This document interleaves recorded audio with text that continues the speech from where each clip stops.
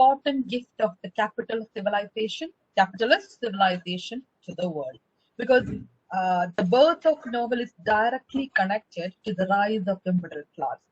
Like I said, novel is all about you know uh, the middle class, written for an audience which is primarily the middle class.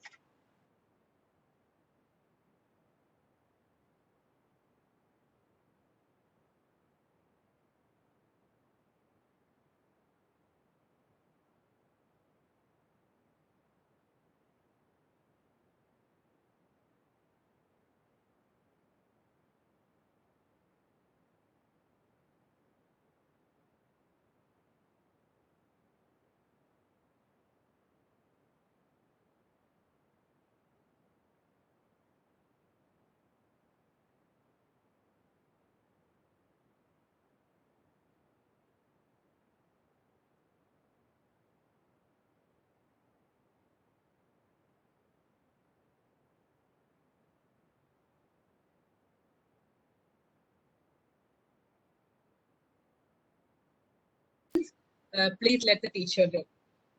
Okay, so let's. I believe you have heard the definition of novel. Let's talk about how we define novel and how it's different from the romance. Okay. ശരി. അപ്പോ നമുക്ക് novel define ചെയ്തു. ഇനി പറഞ്ഞതുപോലെ because there is postmodern novel which breaks every rule of novel, we can't exactly say this is what novel is about. Any prose fiction with a story and a plot cannot be basically novel. For example, think Moti the Other, Thomas Maloryയുടെ, അല്ലെങ്കിൽ Arcadia by Philip Sidney. Both are prose fiction, both are in prose, and both have stories with characters, but there is a crucial difference. See, prose fiction രണ്ട് രീതിയിലാകാം, വളരെ broad ആയിട്ട്. It could be a romance or it could be a novel. The crucial difference is that romance is highly chivalric. Medieval കാലഘട്ടത്തിൽ ഉണ്ടായിരുന്ന നോവലിന്റെ forefathers ആണ് romance. So romance usually has chivalric heroes, going off to fight, adventures, trying to rescue damsels in distress, like Arthurian romances. So basically, romance shows an idealized version of world with idealized characters, chivalric characters. So this kind of work has absolutely no relation to reality. And herein comes the difference between romance and novel. So novel is a picture of real life and manners. Novel is an element of healthy dose of realism, unlike romance, which is all about things that is never going to happen. So romance is all about princes and princesses, a perfect princess and perfect princess going on an adventure in a chivalric never ever land. This is not going to happen in real life. Romance is all about escape, all about chivalry. Well, novel is all about reality, and herein lies the crucial difference. Romance was written in the medieval age for a primarily upper class audience. Now, after 16th, 17th, 18th century, after Renaissance, after 16th, 17th, 18th century, the audience has changed. You have a rising middle class, a rising powerful bourgeoisie who has money to buy books, who has time to read books, and who refuses to read chivalric romance, because chivalric romance are connect ചെയ്യാൻ പറ്റുന്നില്ല. They wanted something they could relate to. They wanted to read about their own world. And this is how romance transitions to novel. So novel is all about real life and real manners and about real people. While as romance is all about an idealistic chivalric world where there is not even a single dose of reality. That's the crucial difference. Okay, so basically, it's the change in audience that gave birth to novel. As centuries changed, literature, percolated down to common people. So the medieval age and the Renaissance വരുമ്പോഴുള്ള ഒരു major change around. So we look into Renaissance, the birth of modern fiction. ശരിക്കും modern fiction ജനിക്കുന്നത് Renaissance മുതലാണ്. So let's look into what Renaissance. I'm sure you know what Renaissance is, but you know, just for namesake, just look into Renaissance. So what is exactly Renaissance? Basically, Renaissance is a movement, an age of rebirth, rediscovery എന്നൊക്കെ നമുക്ക് പറയാം. From 1350 to 1600 approximately. See, Renaissance ഒറ്റ വാക്ക് പറയുകയാണെങ്കിൽ it's called rebirth, a rediscovery. എന്തിന്റെ rebirth? Of classical works, of Greek, Roman, artistic, philosophical and intellectual progress. നഷ്ടപ്പെട്ടു പോയ പഴയ വർക്സിന്റെ ഒരു rebirth ആണ്. Renaissance is a break from the medieval age. From the medieval, not just medieval age, but the medieval values, medieval style, and medieval way of looking at things. Renaissance involves a rediscovering of old classical way of looking at things. Renaissance also involves incorporating that classical way and creating something new. Okay, so church centered ആയിട്ടുള്ള ഒരു medieval ലോകം completely മാറി ഒരു പുതിയ, it's a new way of looking at things thanks to classical Greek and Roman works. Okay, അതിന്റെ ഏറ്റവും the biggest, the greatest contribution of Renaissance was the development and spread of something called humanism. Now, what exactly is humanism? Humanism was triggered by the rediscovery of humanities, classical works of antiquity. So basically, humanism involves the philosophy. Humanism is all about celebrating being a human being. So unlike what medieval church told you that being human, born in earth, is just a transit to the actual life. ഈ life ഒന്നുമല്ല, after life ആണല്ല എന്ന ചർച്ചിന്റെ വിശ്വാസത്തിൽ നിന്ന് മാറി humanism taught people to celebrate being human, to enjoy being human. Okay. So let's go to 14th century Italy, the birthplace of romance. Now, when we talk about Renaissance, നമുക്ക് ആദ്യം വരുന്ന ഒരു പേരാണ് Italy. It's the birthplace of Renaissance. But why Italy? ഒരു question ഉണ്ട്. എന്തുകൊണ്ട് ഇറ്റലിയിൽ Renaissance ജനിച്ചു? One sec.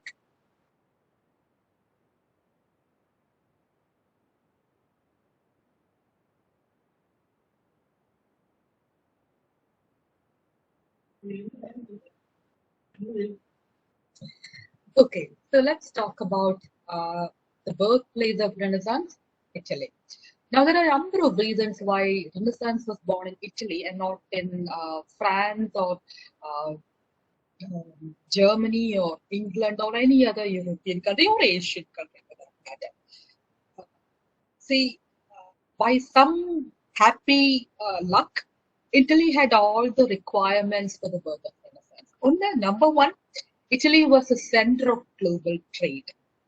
Okay, and as you know, trade means not just give and take of objects, but also give and take of ideas. So as a center of global trade, Italy was connected globally to other places, other countries, and also ideas from the countries. And being trading places, Italy was actually a series of city-states. Monarchy alla.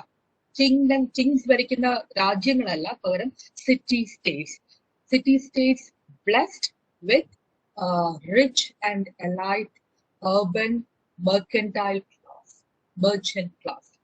അപ്പോൾ city-states ഭരിക്കുന്നത് രാജാവും റാണിയൊന്നും അല്ല, merchant class ആണ്. A very wealthy urban merchant class, trading class.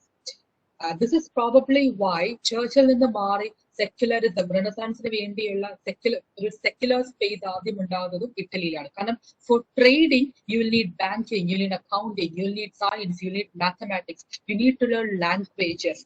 So you need to step away from church, step away from Bible, step away from Latin and be practical, live in this movement, be secular actually. And this is how Renaissance was born in Italy. So Italy was basically a series of city-states, very rich urban city-states ruled by noble families like the Medici of the Florence. Italy had the perfect location, and finally, Italy had access to the classical heritage of Greece and Rome. Uh, now, like I said, ഇതെല്ലാ എല്ലാ socio-political കോണ്ടെക്സ്റ്റും perfectly meet ചെയ്യുമ്പോൾ എല്ലാ ലക്ഷണങ്ങളും meet ചെയ്യുമ്പോഴാണ് ഇറ്റലിയിൽ ഒരു So Italy was the one place which was globally connected, which had a rich and powerful mercantile class, which was comparatively free from church, which which was a place where ideas could circulate, which was a place for experimenting and playing with new ideas and new thoughts. Adilonnana humanism. The belief that human experience on earth is not just a test to pass whether you could go to hell or heaven, but an experience that is worth in itself. So throughout the Middle Ages, earthly life was considered just a test to get to heaven. Other than the Mari, humanism started to celebrate beauty, the perfect man, the perfect human, to celebrate being alive, to celebrate being on earth. So, art, literature, everything that was previously devoted to church started to devote more energy to understanding life, appreciating life, and celebrating life. Another key plus about Italy was that city states the ruling families, the noble families, the merchant class families were also wealthy patrons. Now, patrons, നമ്മുടെയൊക്കെ പഴയ നാട്ടില് തറവാട്ട് മഹിമ കാണിക്കാൻ ആനയെ വാങ്ങി front നിർത്തുന്നത് പോലെ എത്ര ആനയുണ്ടോ അത്രയും തറവാട്ട് മഹിമ കാണിക്കും എന്ന് പറയുന്നത് പോലെ patrons showed off their status by sponsoring artists. The more successful, more famous the artist is, the greater the prestige in commissioning their work. And in particular, you have to mention the Medici family of Florence. So, Italian city-states like ഏറ്റവും മുന്നിട്ട് നിൽക്കുന്ന states ആണ് Florence. Most powerful, most wealthier states were Florence, Genova, Milan, Venice, and of course the papal states like Rome. ഇതിൽ ഏറ്റവും മുന്നിട്ട് നിൽക്കുന്നതാണ് ഫ്ലോറൻസിലെ മെഡിച്ചി family, especially Lorenzo the Magnificent, because he was also the patron of some of the greatest maestros of Renaissance, like Michelangelo and Botticelli and Leonardo da Vinci. When you think Renaissance, you think the Holy Trinity of Renaissance, Michelangelo, Leonardo, and Raphael, but Renaissance bloomed in all kinds of disciplines, particularly in arts, in sculpture, architecture, painting, and literature. So, എല്ലാം കൊണ്ടും ഒരു blooming period ആയിരുന്നു Renaissance. Okay. Also, when you talk about Renaissance, another key element is the discovery of the printing press, invention of the printing press by Johann Gutenberg around 1439. So, printing press is one of those invention of printing press is one of those monumental moments in human history. Printing press is going to unleash a revolution, a communication revolution that's going to change the world, and that is continuing to change the world even today. So what printing press did was it made printing easy, it made books faster and cheaper. So writers like medieval writers like Machiavelli, Niccolo Machiavelli or Boccaccio could get their books published and printed. So printing pressന്റെ ഒരുപാട് influences ഉണ്ട്. അതിൽ ഒരു key influence, books became a lot cheaper and available. For writers കുറച്ചുകൂടി ഒരു incentive കിട്ടി എന്ന് മാത്രമല്ല, it slowly started to change the audience. അതുവരെ literature was by the aristocrats for the aristocrats. They'll write and they'll read, and the books were largely libraries were largely maintained in monastery.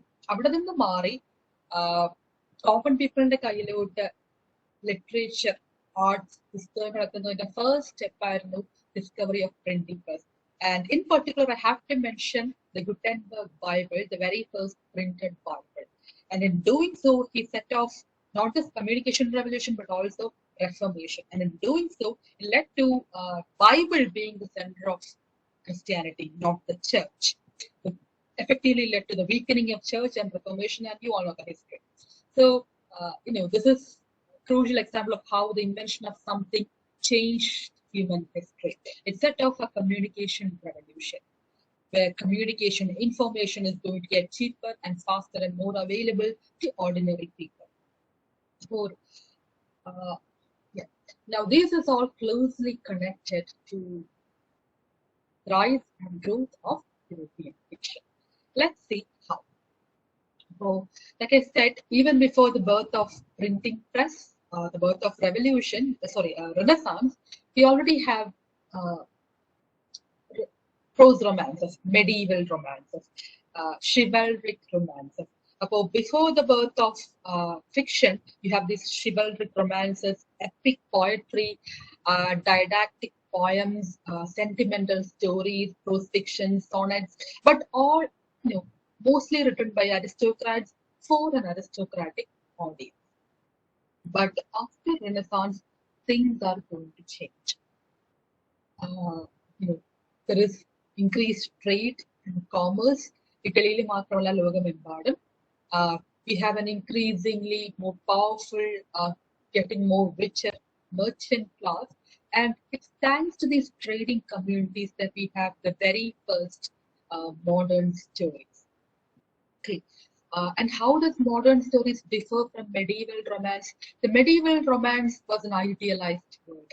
കാര്യങ്ങൾ എങ്ങനെയാകണം എന്ന് മാത്രം കാണിക്കുന്ന ഒരു abstract, idealized world. But the trading communities, the merchant class, they wanted something particular, something they could relate to, something much more individualistic. And this will give rise to, eventually give rise to modern fiction. So Renaissance was the key element in the birth of European fiction. And Renaissance കൂടെയാണ് trade കൂടുന്നു, commerce കൂടുന്നു. You have the rise of a new merchant class that is going to rise above their station. People who have money other than the aristocrats, people who demand entertainment, who demand their kind of entertainment. And chivalric romance is slowly going to get outdated. പകരം ഒരു പുതിയ kind of modern sensibility ഉള്ള ഒരു പുതിയ audience, and they'll demand new kind of works, which will give birth to European fiction.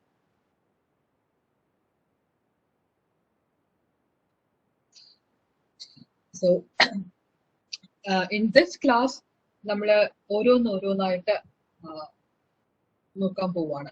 How did novel emerge? The modern novel emerge. One sec.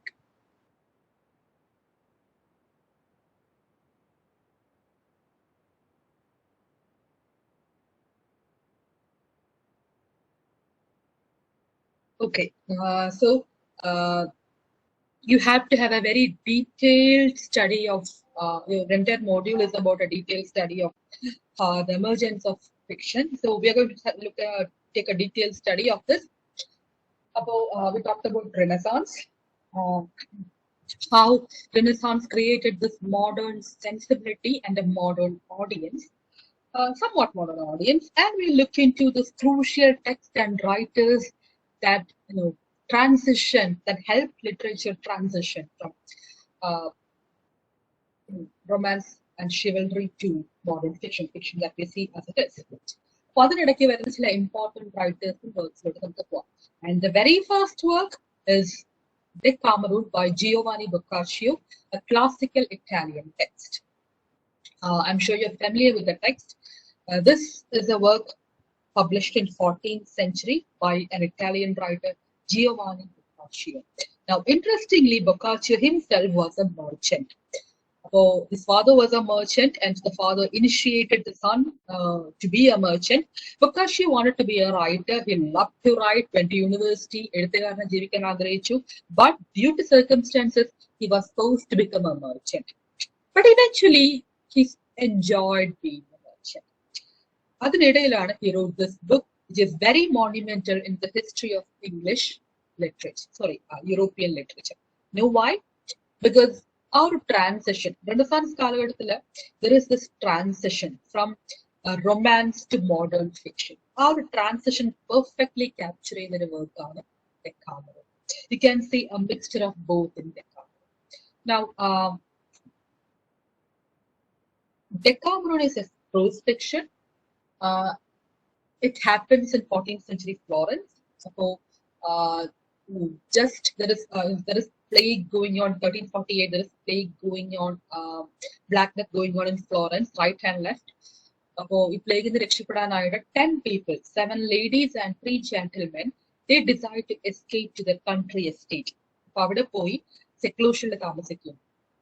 So you have 10 people living in a country estate, and to while away their time, they decide to entertain each other. And how do you do that? They didn't have Facebook or Twitter or Instagram, so they decided to tell a story the good old-fashioned way.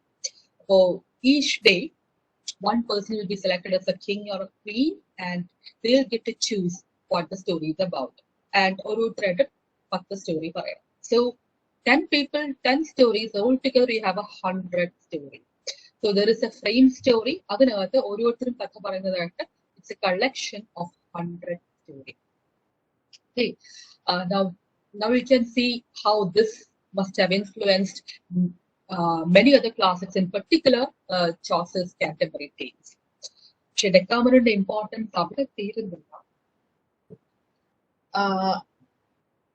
it's the stories that are interesting. See, the frame story is in a very idealized setting. 7 ladies and 3 gents in a very idealized setting of a country estate. They sing and they dance and they pick flowers and they, basically behave like chivalric princes and princesses. Fine. But when it comes to the stories, it's an entirely different matter. Kathagal entirely different, because half of the stories, or more than half of the stories, are about ordinary people, common people, going on with about daily life. This element of realism ആദ്യമായിട്ട് കൊണ്ടുവരുന്നത് ഡെക്കാമറോണിലെ Boccaccio. So there are stories about princes and princesses and idealistic stories, but majority of the stories have a healthy dose of realism. You find ordinary people, egoistic, angry, lusty, wily, cunning, trying to go on with their life. You have husbands trying to cheat on their wives, wives trying to cheat on their husbands, lovers trying to cheat on their parents. Basically, everybody is just trying to have a good time. And there's a good amount of raw earthiness about this movie. Interestingly, this book is considered one of the dirtiest medieval books. Pretty obscene, but that's what makes this book so important. Idealist, medievalist, there is an element of realism and earthiness to the stories. And that's what makes this book so interesting. So this is the first book that shows signs of change, that shows that time has changed, fiction is evolving, realism has slowly started to replace romance. European fiction history, it's a battle, a fight between romance and realism. Medieval romance was basically just that, romance. Then realism starts to creep in one by one, step by step. The last step is Decameron by Giovanni Boccaccio. So you have these lusty men. I have to talk about the women in Decameron because, despite being written in the medieval age, these are some of the most empowered, most interesting women that I've ever seen. There are women who rightly demand that I have every right to take a lover because my husband refuses to look at me. He neglects me. It's my right to take in a lover. You have, very strong, realistic characters and interesting stories thanks to the realism. So, the Renaissance brings about a transition from medieval to modern fiction. Our transition to Decameron by Giovanni Boccaccio. Now, clearly, this is considered the first pointing towards modern novel. Modern novel ആദ്യത്തെ ചുവടാണ്. അപ്പൊ idealism വിട്ട് റിയലിസ്റ്റിലോട്ട്, abstract വിട്ട് കോൺക്രീറ്റിലോട്ടുള്ള ഒരു ചുവടുവെപ്പായിട്ട് നമുക്ക് ഡെക്കാമറോണിനെ കാണാം. Another element is another significant step is the publication of personal essays by Montaigne, French writer Montaigne. This is also important. If you have studied Bacon, just compare between the writing styles of Bacon and Montaigne. Bacon is highly impersonal, വളരെ abstract ideas തരുന്ന ഒരാളാണെങ്കിൽ Montaigne is a lot more personal. Montaigne is concerned about an individual, what an individual thinks, his experiences. So again, much more realistic and inward looking. The next key step in the birth of European fiction, we will move from Italy to Spain and to a particular book, one of the most celebrated books in Spanish, La Celestina by Fernando de Ruria. Now, again, pretty interesting book. One cannot call it a novel per se, karanam, this is entirely in dialogue form. Okay, 16, originally it had 16 acts, we need a further editions, 22 acts. So, 16 acts are the entirely conversation mode in the prose ആണ്. Comedy of CLASS-2, tragic comedy of CLASS-2 and Melibea, അല്ലെങ്കിൽ La Celestina എന്ന് പറയുന്നത്. Okay, written by Fernando de Ruria. Boccaccio പോലെ തന്നെ Fernando de Ruria was also a common man, a merchant. So this is, like I said, a very special book. In the beginning, a typical chivalric romance mode on തുടങ്ങുന്നത്. You have a very wealthy man, CLASS-2, who wants to seduce this girl, Melibea. So it's about, you'll think that this is about a romance between two upper class people, but as you read on further, the focus is not on this romance between CLASS-2 and Melibea, but the focus is on the eponymous heroine. It's not the story of CLASS-2 and Melibea, it's the story of Celestina. Now, if you look at the picture, you can see that Melibea is the young, beautiful girl in the middle, and CLASS-2 is the guy on the other side, trying to seduce her. But this work is all about Celestina, the old woman, on the other side. Now, Celestina is nothing like a heroine. She's old, she's grumpy, she's very cunning. She's trying to earn money by helping CLASS-2 seduce Melibea, and later she tries to cheat to get as much money as she can. But it's not the idealistic CLASS-2 or Melibea, but it's Celestina, the rough, down-to-earth, very ordinary Celestina, actually the lower class Celestina, and other lower class characters that capture them. So this is not a story about how two aristocrats fall in love or they conduct an affair. This is about all these servants to help that affair. So usually chivalric romance sidekicks ആയിട്ടുള്ള കഥാപാത്രങ്ങളാണ് ഇതിലെ main കഥാപാത്രങ്ങൾ. Story is not about the hero and heroine falling in love, പകരം അവരെ help ചെയ്യുന്ന കൂട്ടാളിയായിട്ടുള്ള Celestina എന്ന old woman ആണ് ഇതിലെ central character. And her band of servants, ഇവരെ ഈ ലോർഡിന്റെയും ലേഡിയുടെയും പ്ലഷറിനിടയ്ക്ക് 4 കാശുണ്ടാക്കാൻ നടക്കുന്ന അവരുടെ servants. Down Town Abbey പറയുന്ന പോലെ, it's not the upstairs family, but the downstairs of servants which captivate and make this book so interesting. Again, a key step. Decameronlode Boccaccio introduced the concept that ordinary people with their ordinary life can also be fun and interesting. Actually, even more fun and interesting. അതേ step തന്നെയാണ് Fernando ഡെ റോയ ലൈ സെലസ്റ്റീനയിലൂടെ കാണിക്കുന്നത്. So, again, it has a combination of romance and realism. But what makes this book interesting is this romance. So it's this realism, not romance. It's Celestina who comes off as much more lively and alive and interesting, not CLASS-2 or Melibea. So this is considered the very first European novel. And when you discuss fiction ഏറ്റവും ആദ്യം ജനിക്കുന്നത് പിക്കാറസ് novel. I'm sure you're familiar with what Picaret's novel is, but just in case, Picaret's novel is an opposite, a complete opposite of prose romance. This is not about princess or kings or knight. Picaret's novel is about a picaro, a rogue, a lower class person. an anti-hero, if you may. Somebody who's trying to make his living by hook or crook. If it means by cheating, by stealing, any way he can. He earns his bread whichever way he can. This is I'd say somebody, an anti-hero who has no morals, who tries to cheat to earn his living. And in doing so, we have a lower class hero set in a lower class context, going on with his adventures. Now, nothing can be more realistic than a picaresque novel.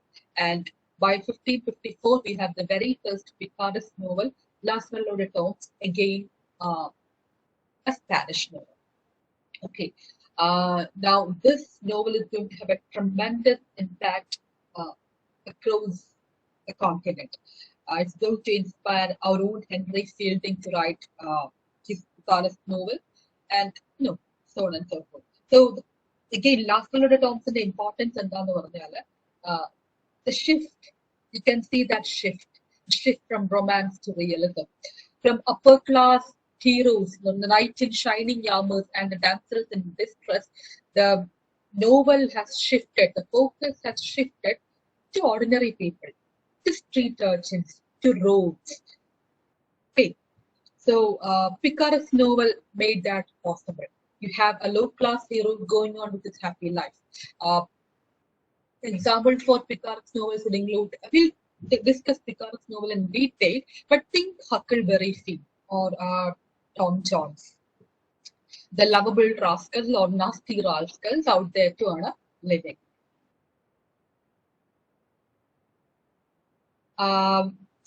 We have covered the basic steps. Now we have come to two giants. The two writers who changed fiction forever, who laid all the groundwork, who laid all the essential groundwork for writing fiction. One of them is Francois Rabelais, who wrote, the French writer who wrote Gargantua and Pantagruel, the two most beloved giants in literary history. Now, we have to discuss two important writers. One is Francois Rabelais, another is Cervantes, who wrote Don Quixote. They both have a common feature. ഇവർ രണ്ടുപേരും എഴുതിയ works മോണിമെന്റൽ ആണെന്ന് മാത്രമല്ല, they basically killed romance through their works. So these two works were instrumental in the death of romance and the birth of modern fiction. റൊമാൻസിന്റെ എല്ലാ കെടുകാര്യതകളും എല്ലാ illusions break ചെയ്യുന്ന രണ്ട് works ആണ് Francois Rabelais' Gargantua and Pantagruel, as well as Don Quixote by Cervantes. So we'll look into both. The first, the Gargantua and Pantagruel by Francois Rabelais.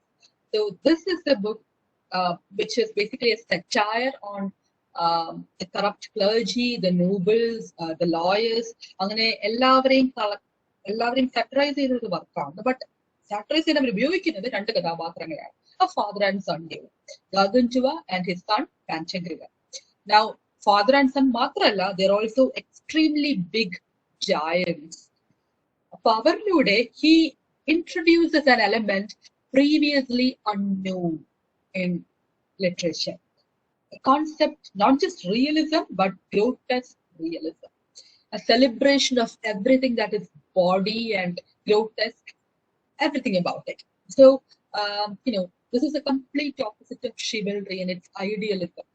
Perfectly beautiful heroines with their flowing golden hair, അതുപോലെ the perfect heroes in their perfect poses going on. അങ്ങനത്തെ ഒരു perfect ലോകത്തുനിന്ന് മാറി, this is a very earthy body world. You have two characters whose urine is basically a river that drowns people, who farts so big that living beings are born out of their fart. അങ്ങനെ human bodyയുടെ എല്ലാ ഗ്രോട്ടസ്നെസ്സും എല്ലാ എർത്തിനെസ്സും അതുപോലെ എക്സാഗറേറ്റ് ചെയ്ത് capture ചെയ്യുന്ന ഒരു നോവലാണ് Gargantua and Pantagruel. So it's so monumental, you even have an adjective, Rabelaisian എന്ന് പറയാറുണ്ട്, which have been body, coarse, earthy, lusty, raunchy, everything that is absurd and alive about being a human. This is the complete opposite of idealizing the human body or human existence.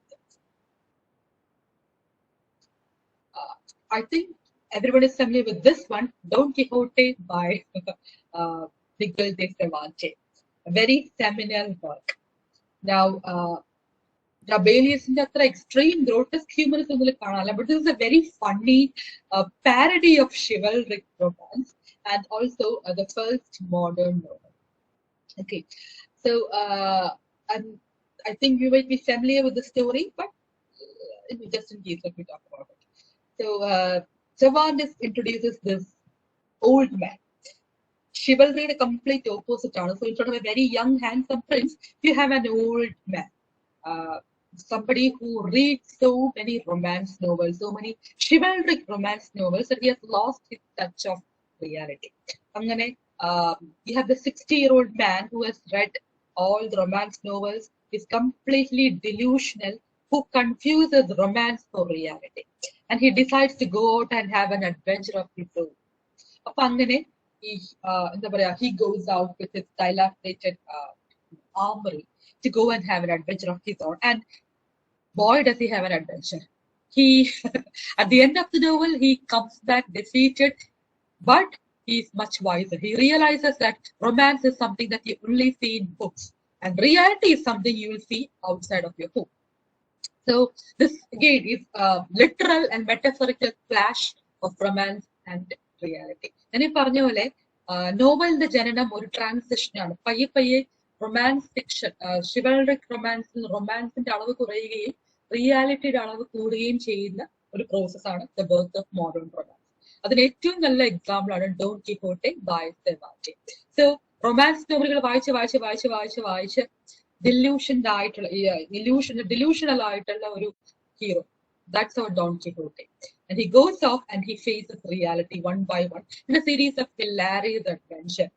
So this is a perfect parody of chivalric romance.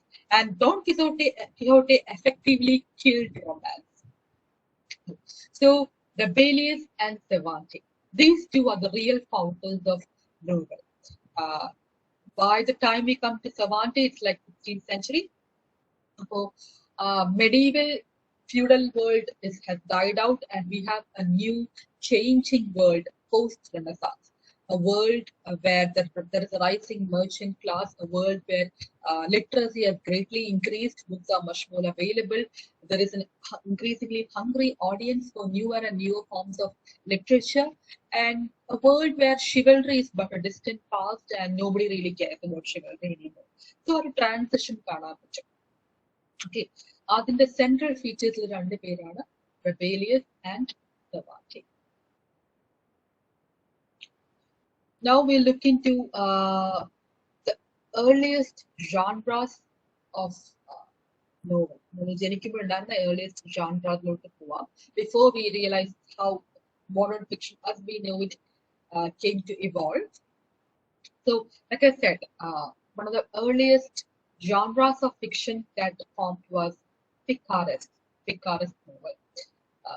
Originally Spain ജനിച്ച ഒരു സാധനം. And the term derives from the word picaro for rogue or rascal. Picaresque is basically a story of Picaro, a rogue, a rascal, a low-born hero who learns to survive by hook or crook. Lazzaro del Toro, the hero is Lazzaro, whose stepfather had died, and Amma മാത്രമേ ഉള്ളൂ. അപ്പൊ അമ്മ എന്ത് ചെയ്തു? മകനെ ഒരു blind ബെഗറിനെ ഏൽപ്പിച്ചു. Help him to teach to survive. അപ്പോൾ അങ്ങനെ ആ ബ്ലൈൻഡ് ബെഗറിനോട് നടക്കുക. Lazzaro learns to survive in a very unruly world. And through Lazzaro, we get a picture of how the people, ordinary people, lower class people, lived during the 16th century. So this is what Picasso does. It gives us a real life picture of how real life people, especially low social class people, lived. Again, there is a social context as to why this form of novel developed. Modern novel was a transition from chivalric romance to a modern realistic version. A transition ഉള്ള ഒരു കാരണം chivalric romance ജന്മം കൊടുത്ത പഴയ ലോകം, the chivalric feudal medieval world was dying. Just like how chivalric romance was dying, the world that gave birth to chivalric romance the feudal world and the feudal ideals were done. It was giving birth to a new world which is dominated by trade, by merchant class, and a new form of world order. അപ്പോൾ കാലം മാറുന്നുണ്ട്. ആ ഒരു transition ഇടയ്ക്കാണ് പിക്കാറസ് വരുന്നത്. So the old world order was dying, the feudal lords were losing power and money, and the world was transitioning. ഈ ഒരു violent ട്രാൻസിഷനിങ്ങിനിടയ്ക്ക് പെട്ടുപോയ lower class people, they have to survive. Survive ചെയ്യാൻ വേണ്ടി അവർക്ക് ജീവിക്കാൻ എന്തും ചെയ്യേണ്ടി വരുന്ന അവസ്ഥ വരെ. ആ അവസ്ഥയാണ് പിക്കാറസ് നോവൽ ക്യാപ്ചർ ചെയ്യുന്നത്. So you have a very cunning hero trying to survive by hook or crook in a very corrupt society. What Picaret's novel does is it presents a very realistic picture of the world. പലപ്പോഴും വളരെ സാറ്ററിക്കലായി, പലപ്പോഴും വളരെ humour ഉപയോഗിച്ച്, എന്നാൽ വളരെ realistic ആയി ലോകം എങ്ങനെയാണോ, ലോവർ സ്ട്രാറ്റയുടെ ലോകം എങ്ങനെയാണോ അത് ക്യാപ്ചർ ചെയ്യുന്ന ഒന്നാണ് പിക്കാറസ്.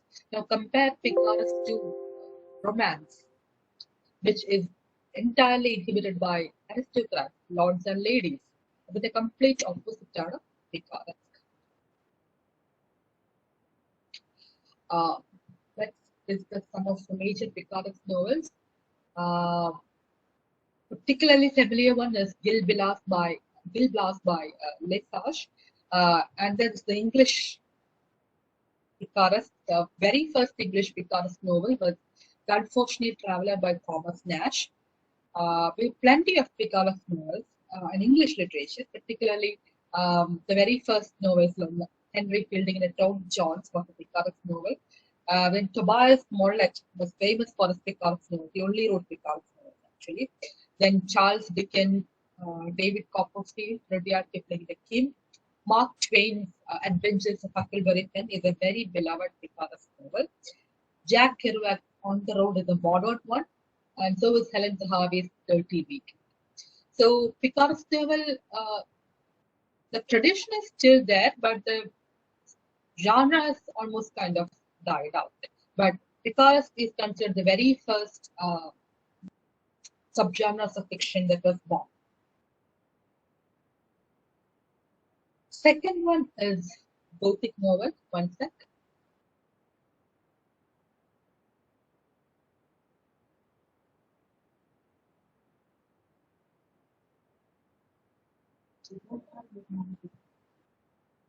Okay.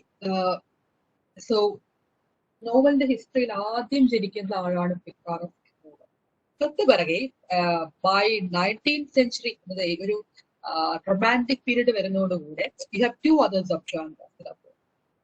One is Gothic novel, the other one is historical novel. Both the products of romantic movement.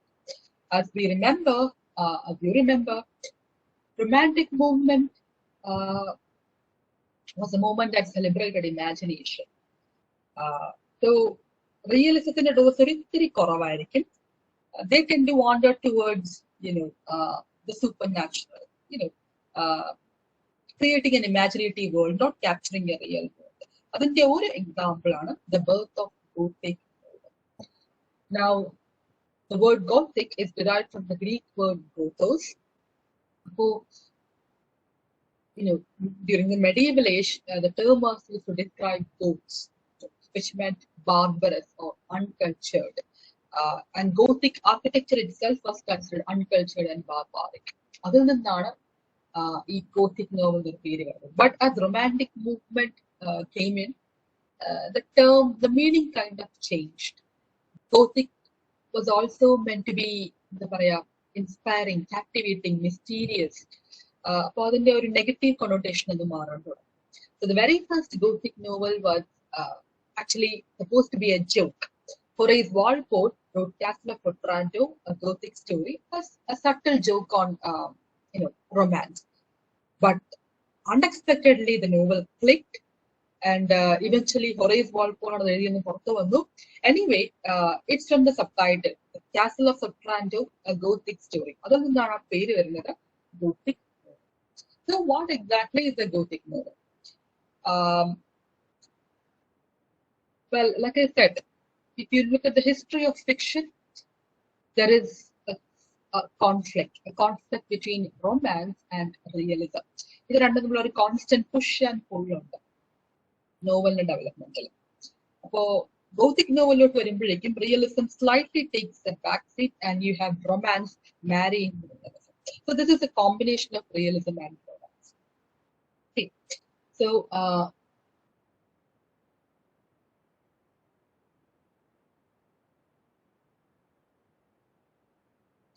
So what exactly is a Gothic novel? Gothic novel under that signatures of this is a novel that's all about creating mystery and suspense. Imagination ഇഷ്ടംപോലെ വളം ആവശ്യമുള്ള ഒരു സാധനമാണ് Gothic novel. So first of all, it's all about creating an atmosphere of mystery and romance. And there is an important setting. So the setting is usually somewhere remote in place or time, preferably a ruined castle, or some dark corner, or dark forest with a cemetery nearby. അങ്ങനെ വളരെ mysterious ആയിട്ടുള്ള ഒരു setting important ആണ്. And രണ്ട്, ഈ mysterious setting മാത്രം പോരാ, to add further mystery we need further ingredients like family secrets or a ancient prophecy or visions or omens or curses, ancestral curses, അങ്ങനെ എന്തെങ്കിലും ഒക്കെ ഒരു ബാക്ക്ഗ്രൗണ്ട് സ്റ്റോറി ഉണ്ട്. തിങ്ക് മത്സ്യത്താഴ് പോലെ തകർന്നു വരുന്നൊരു കൊട്ടാരവും അതിന് പിന്നിൽ ഒരു കഥയും കാണും. So you have to create a setting which is very mysterious and downright suspenseful. Third element, it should have a supernatural, unexplainable event. അത് സൂപ്പർ നാച്ചുറൽ ആകാം, പിന്നീട് ക്ലാരൊക്കെ ചെയ്തതുപോലെ അതിനെ നമുക്ക് എക്സ്പ്ലെയിൻ ചെയ്യാം, or it will continue as supernatural. So we can have ghosts or unexplained events, preferably at night. We have creaking stairs, hidden trapdoors. ഇങ്ങനെ ആകപ്പാടെ ഒരു atmosphere of terror and horror create ചെയ്യാണ് Gothic നോവലിന്റെ primary purpose. ഇനി terror and horror create ചെയ്താൽ മാത്രം പോരാ, അത് കണ്ട് പേടിക്കാനുള്ള ആൾക്കാരും വേണം. So we have women who almost always faint all the times. So damsels in distress. You have young, beautiful, virginal women who are trapped in this castle. പെട്ടുപോകുന്ന പേടിക്കുന്ന women. And also, where there is women, there should be men. So you have a hero and an anti-hero. Now, Gothic hero, or should I say the Gothic villain, is a very unique kind of villain. He is an anti-hero who is gloomy, who is mysterious, who is powerful, who is who has committed a sin, who has a cloudy past, and yet is very fascinating and appealing. So you have two kinds of heroes. You have the Gothic hero come anti-hero come villain, who traps the women, who is all powerful, who is dominating, tyrannical, and yet somehow darkly attractive. And then you have the hero who comes in and rescues this damsel in distress. So altogether, there is this element of romance, a love story. There is an element of adventure and escape, and there is an element of mystery and suspense. The എല്ലാത്തിനെയും കൂടെ ഒരു delicious combination ആണ് Gothic novel. One sec.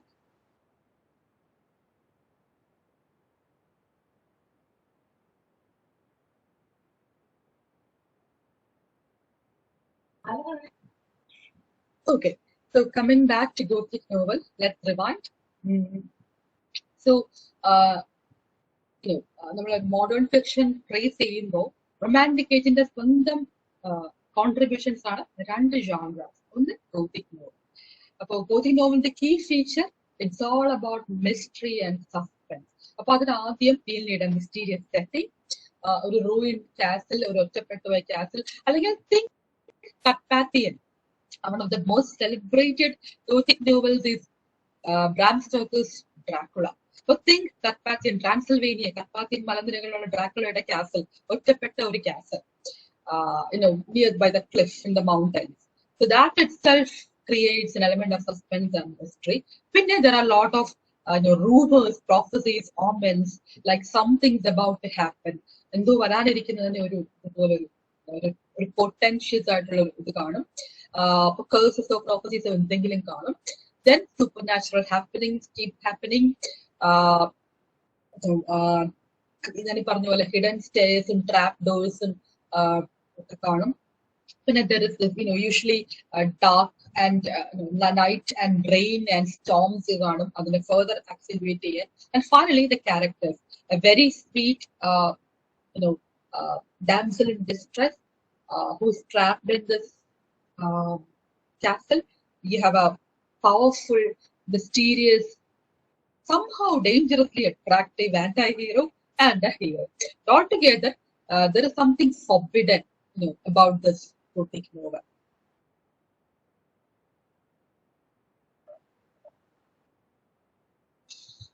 Now let's look into the three major, the trinity of writers who transformed this genre. I'm sure you're familiar with the writers of the English Gothic writers, but let's look into Gothic genre and the European writers. In particular, the very founder of this genre, the founding father of this genre, Edgar Allan Poe. First and foremost, the founding father of Gothic genre. Now, why is he called the founding father of this genre? Poe's name, there were Gothic novels, but Poe was the one who perfected this genre. If possible, try to read Poe's work, and you get to see how Poe perfected this genre by adding certain, by refining this genre basically. So Poe introduced psychological motives into the mentally disturbed, tormented individuals, and thereby, elevating this genre into a highly respectable, the very unique genre. Now, from Poe, we have to move on to Bram Stoker. The man who single-handedly invented the subgenre of vampiric literature. Bram Stoker wrote this one book, Dracula, which was not really a success during his lifetime, but after his death, people celebrated Dracula, and it has given birth to an entire subgenre of vampiric literature. From Dracula to, there is a long distance from Dracula to Twilight and Vampire Diaries and so on and so forth. But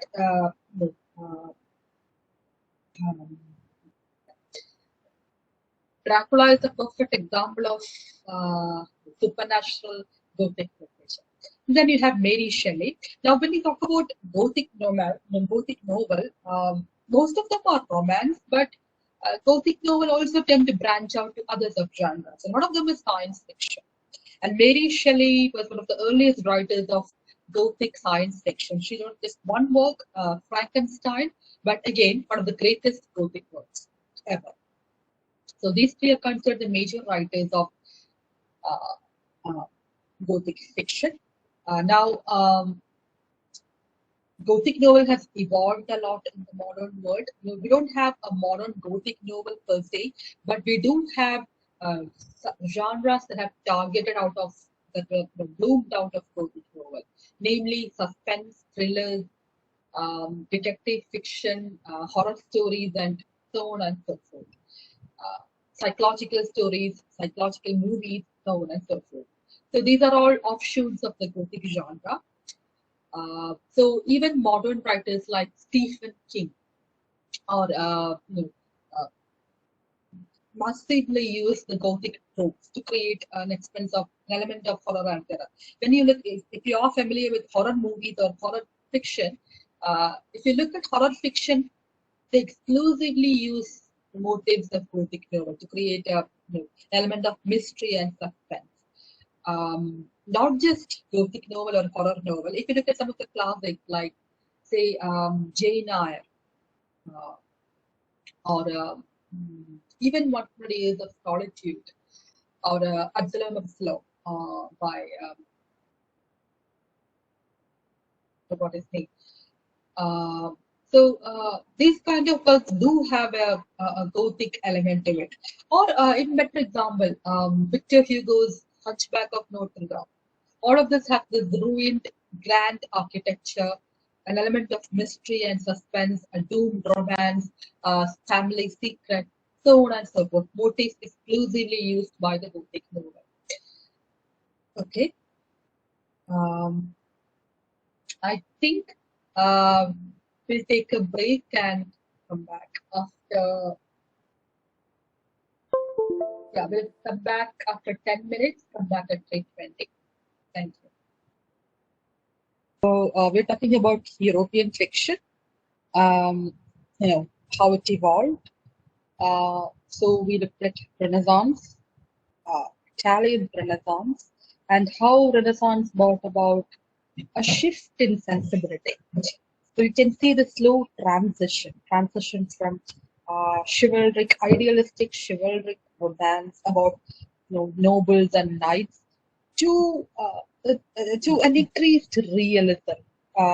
How common people, ordinary people, and ordinary life, realism started to invade chivalric romance, and how step by step, degree by degree, modern novel has started to evolve, starting with Picaresque novel and Gothic novel, and we'll look into the third genre, historical novel. Now, as the name suggests, historical novel is set in history. In any period of time which predates the author's own time. It could be 10 years ago, sorry, not 10 years, 50 years ago, 100 years ago, even prehistoric times. For example, William Golding's Inheritors. This is a historical novel set in prehistoric times when the last Neanderthal group meets the Homo sapiens. So, Neanderthal group the Avasanathe group, they meet the new modern man, the Homo sapiens, who is going to soon take over their world. Our historic meeting in the base novel. So, historical novel could be set in any period of history, prehistoric agam, ancient Greco-Roman agam, or it could be much more recent, like Second World War, or in Nazi Germany, or modern Civil War, and so on and so forth. Okay, so the key thing is historical novel has to be historically accurate. Accuracy ഉണ്ടാകണം. Both in the place and the timing. So writing a historical novel requires considerable research by the author, by the writer. അപ്പോ setting മിക്കവാറും ഈ പറഞ്ഞ പോലെ ഒരു historical setting ആയിരിക്കും. And most of the time, not always, but most of the time, വളരെ മോണ്യുമെന്റൽ ആയിട്ടുള്ള ഒരു ഹിസ്റ്റോറിക് ഇവന്റിന്റെ കസ്പിലായിരിക്കും കാര്യം പ്ലോട്ട് സെറ്റ് ചെയ്തിട്ടുണ്ടാകുക. For example, the founder of historical novels was Walter Scott, through his Waverley novels. So Scott in the novels, there's a series of novels that we call Waverley novels, and his historical setting used to change. It could be on 11th century England, medieval time, Scottish history, 17th century England, 17th century France, ഒക്കെ മാറാം. അങ്ങനെയൊക്കെ settings മാറും. But Scott always did one thing. ഒരു momentous historical event നടക്കുന്ന കസ്പിലായിരിക്കും plot നടക്കുക. So that ആ historical സെറ്റിംഗിന്റെ purpose തന്നെ അതാണ്. How history affects people and people's lives, the choices they make. So historical setting is not just there for decoration, it propels the plot, it adds to the plot. But not all the events that happen in the novel is historic. പലപ്പോഴും imaginary പ്ലോട്ടും historical പ്ലോട്ടും തമ്മിലൊരു ഇന്റർവീവിംഗ് ആണ് historical novel. ഇനി ഇതൊക്കെ പറയുമ്പോഴും there are also another genre which uses alternate history. For example, Second World War Nazi Germany ജയിച്ചു, അല്ലെങ്കിൽ അങ്ങനെയുള്ള alternate historical നോവൽസും കാണും. Entirely historical accuracy നമുക്ക് പറയാൻ പറ്റില്ല. So historical novels are usually placed in a historical setting. പലപ്പോഴും historic ഇവന്റ്സിന്റെ background കാണും. And sometimes historical characters actually take part in the plot. For example, Kenilworth, Walter Scott in the Kenilworth, Queen Elizabeth is a character. Now she is not fictional, she is actually a historical figure, but the rest of the characters can be fictional. അപ്പോൾ ഈ ഒരു flexibility historical novel offer ചെയ്യുന്നുണ്ട്.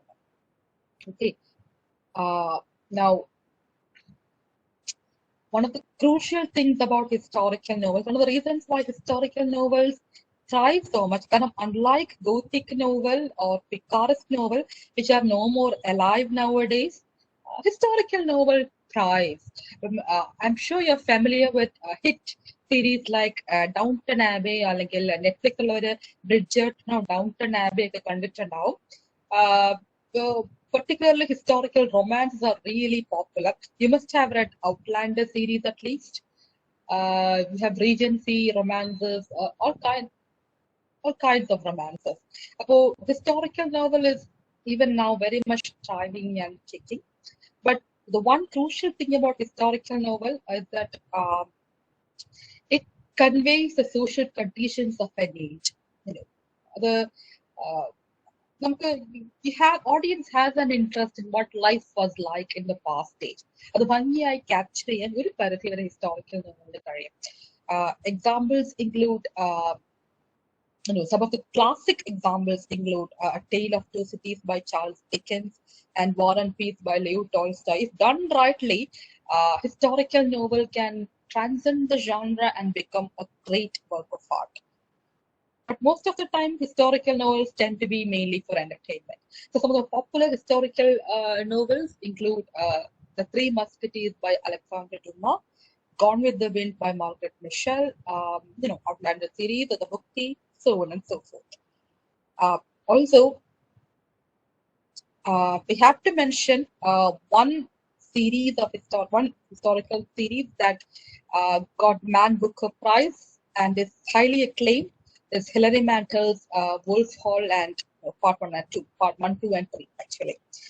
So this novel is actually based on a historical figure. The imaginary figures കുറവാണ്.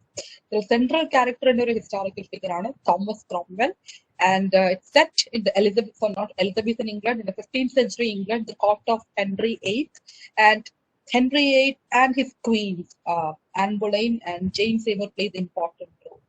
So historical accuracy കുറേയധികം കൂടുതലുള്ള ഒരു novel series ആണ് Hilary മാന്റലിന്റെ Wolf Hall series.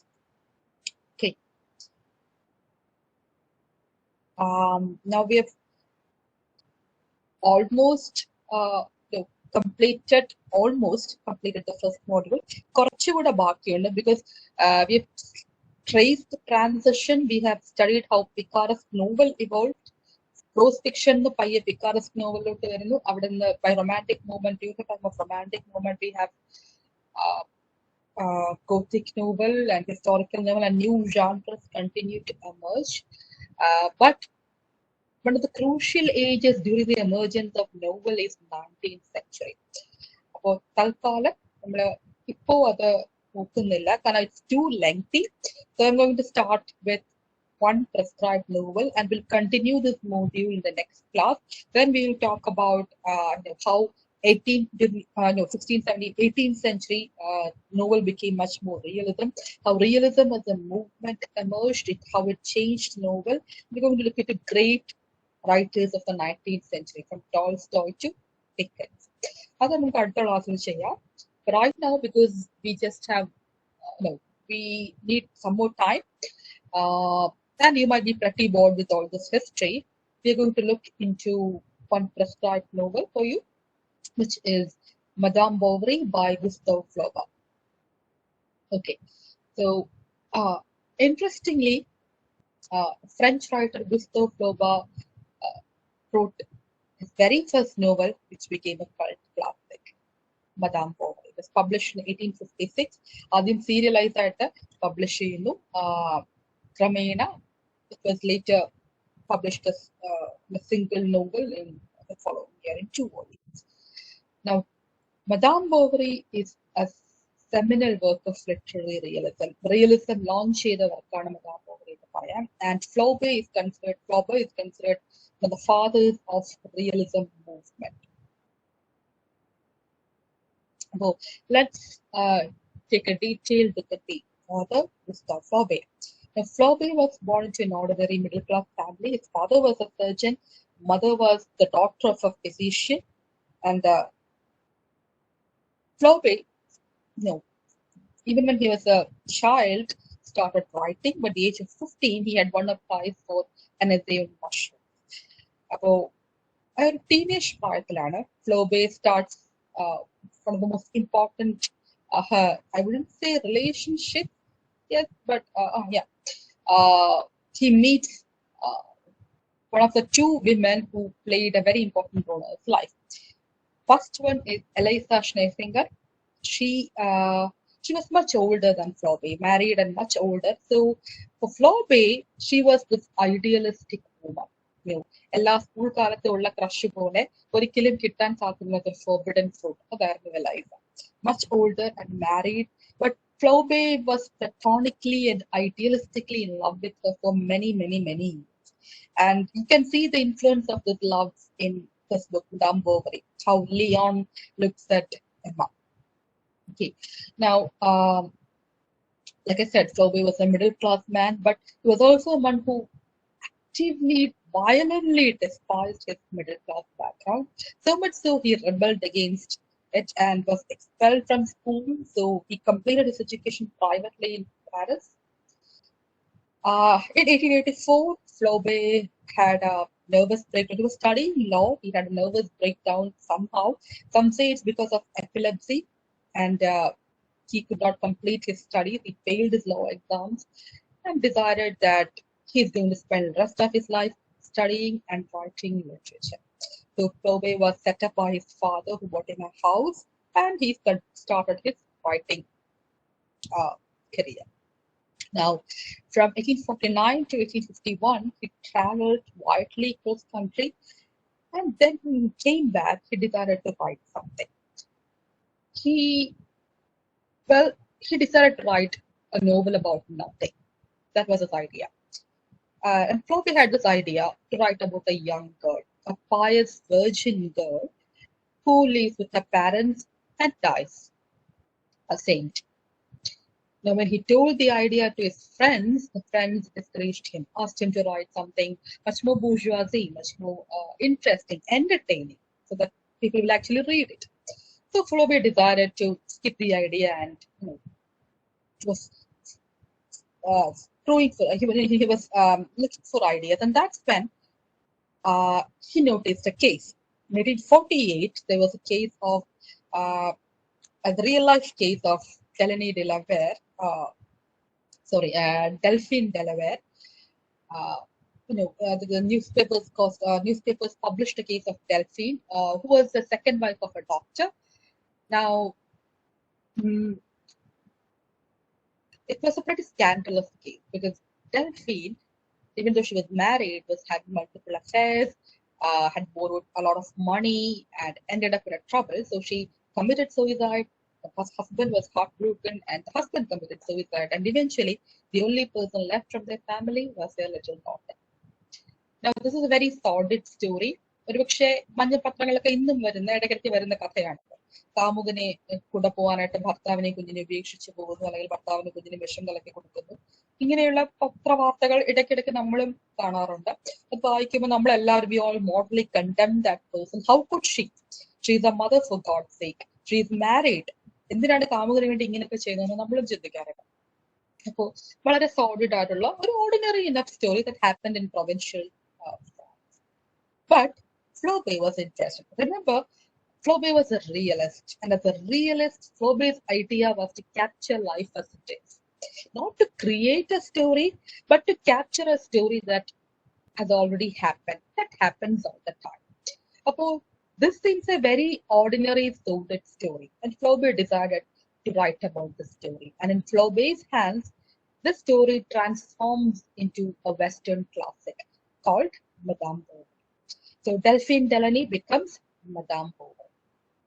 Angane, Flaubert starts to write. He had set on to write a novel about nothing, and for him this was nothing pretty much. So he sets on to write, and it took him 5 years to complete the novel. It is astounding. Karanam, Flaubert's contemporary writers, including Emile Zola, wrote at least one novel per year. That was the usual trend. അപ്പോൾ 5 വർഷമൊക്കെ എടുത്ത ഒരു novel എഴുതുക വളരെ unusual ആണ്. Particularly a small, comparatively small novel like Madame novel. It is a basically small novel. But anyway, he took long 5 years to complete it. And that's not because he was having trouble writing. The problem was Flaubert was a perfectionist. He did not care about the plot. He was concerned about one thing, his style. Style and style only. He was obsessed with the right word. So it took him weeks and months to write one perfect line or one perfect paragraph. But it paid off. Now, Madame Bovary might have a very ordinary story, but it's Flaubert's style that transforms this ordinary story into an extraordinary literary achievement. Okay. More on that later. Anyway, it was first published serialized in the review, and pretty soon the novel kicked up a scandal and there was a trial. Well, Flaubert was prosecuted for, offending morality and public religion, because this was a novel about adultery, a woman cheating on her husband. So there was a huge trial, and the novel became famous even before it was published. But Flaubert somehow escaped conviction, and the novel was published the very next year, and it was a huge success. From the moment of its the day it was published, Madame Bovary has effectively transformed Western canon, and we'll see how. Anyway, Madame Bovary established Flaubert as a successful writer, and he could count the who's who of literary world as his friends, including Émile Zola and the Russian writer Turgenev. Now, Zola and his group, Flaubert and his group of writers, his friends, they're all dedicated to one idea, realism, an accurate representation of life as it is. By 1870, Flaubert was acclaimed as a great writer. Flaubert has written only very few works. One of his last works include 3 short stories and a story of attack between Rome and Carthage named Salammbô in 1862. But none of the works could come anywhere near Madame Bovary. So at the age of 59, he died at 1880, and by that time he was already a literary celebrity. And it continues to be so to this day. Flaubert has been hailed by Henry James as a novelist. Before we look at Emma, we have to look into Flaubert and his concept of and the movement of realism which he pioneered. Now, what exactly is realism? Realism was an aesthetic doctrine that evolved in 19th century. Flaubert is a good example of realism. So what does realism do? Well, realism is all about an objective representation of life as we see it. That's a very simple explanation. But before we jump into realism, let's see how it evolved. Now, realism was a counterpart of romantic movement which preceded it. So you remember a romantic movement, right? Which happened in the first early half of 19th century. So in France, where realism and naturalism was born, romantic movement has declined. The French Revolution, the monarchy had declined. People were disillusioned, and there was this rise of middle class, which was much more commonsensical, much more empirical, much more logical, and realism basically evolved as a reaction against this romantic ideals and the disillusion with romantic ideals. So you have a new rising class of bourgeoisie, which imposed their ideas of common sense, reason, and respectability and conformity on society. So these were the great days of common sense. And it is in this context that realism slowly started to emerge. So for Flaubert, the novelist is all about holding a mirror to the world as it is. എന്ത് കാണുന്നോ അത് അതുപോലെ capture ചെയ്യുക എന്നുള്ള ഒരു ജോലി മാത്രമേ നോവലിസ്റ്റിനുള്ളൂ. He should not try to explain or teach or judge. Just show what he sees around him. ഇത് കേൾക്കാൻ വളരെ സിമ്പിൾ ആണ്, but it's very difficult to really put to practice. Before Flaubert, novel was all about plot, and more plot. It's all about story and a lot of story at that. Flaubert was the first novelist who put style above novel, and he tried to make a very neutral, realistic style. So remember, Emma's story of a woman cheating on her husband. So immediately we tend to morally judge or condemn Emma for what she's doing, because obviously what she's doing is wrong. But Flaubert is such a good writer that by the end of the novel, we don't condemn Emma. We understand Emma. We even sympathize with her. We pity her. At least we understand why she did what she did. It's one of the greatest things about Emma is that you understand that you can destroy your marriage, cheat on your husband without being a bad person at all.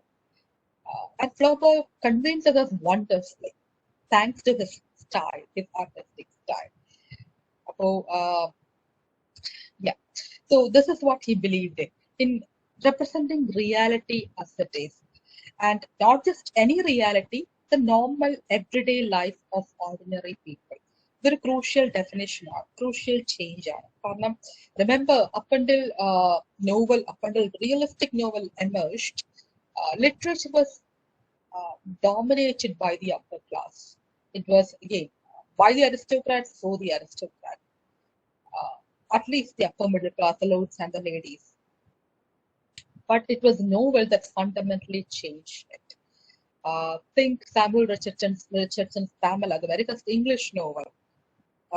It's telling how the heroine of the very first novel is not a lady or even a middle class wife, but a servant girl.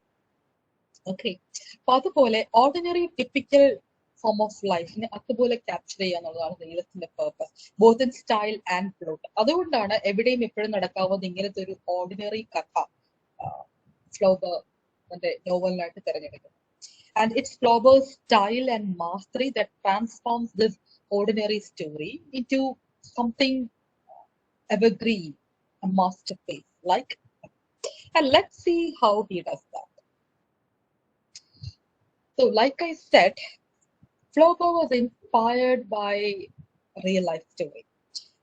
That's നടന്ന ഒരു കഥ പത്രത്തിൽ വായിച്ചു, ഒരു case study about a young woman who cheated on her husband, shopped a lot, created a debt, and ultimately committed suicide to escape from it all. So, നടന്ന ഒരു കഥ, and nothing unusual about it. A very ordinary story. There is no great moral dilemma. There is no quest for the understanding of human life. There is no existential crisis. There is not even much drama. A very ordinary drab story. But like I said, Flaubert has transformed it into a masterpiece. Now, how did he do that? എങ്ങനെയാണ് ഭർത്താവിനെ വഞ്ചിക്കുന്ന ഒരു ഭാര്യ ഒരു classic നോവലായി മാറുന്നത്? One of the reasons is because Flaubert's style. And he പറഞ്ഞതുപോലെ Flaubert was very meticulous about his style. So his style remained neutral throughout. At the end result, നമുക്ക് ഒരു പോയിന്റിൽ പോലും ഫ്ലോബർ എമ്മയെ കണ്ടം ചെയ്യുകയോ എമ്മ ചെയ്ത് തെറ്റാണെന്നോ എന്നാൽ എമ്മയെ സിമ്പതൈസ് ചെയ്യാനോ അനുവദിക്കുന്നില്ല.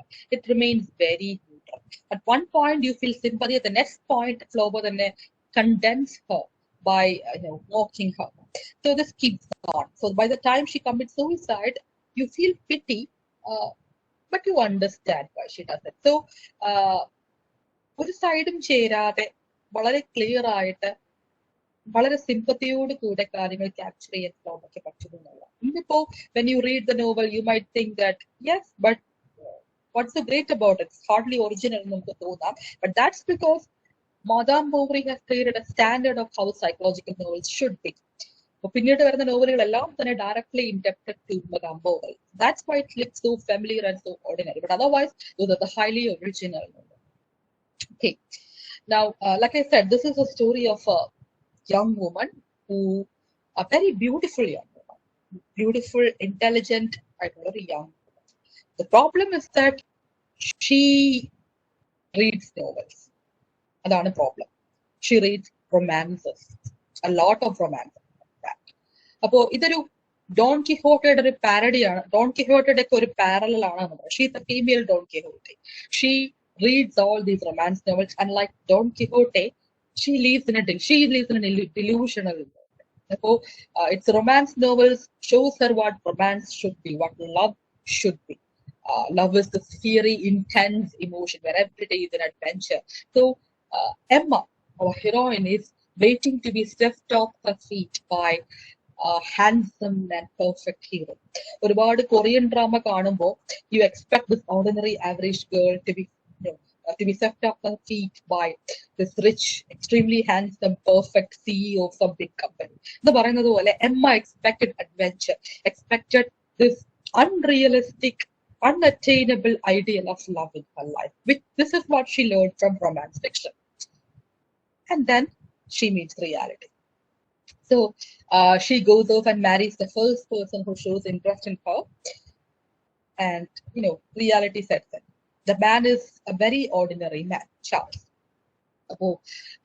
Emma has this high delusional notion about romance that she cannot understand the reality of marriage. She cannot understand that having dinner with the same person every single day is going to be boring. That having a child, raising a child will be difficult.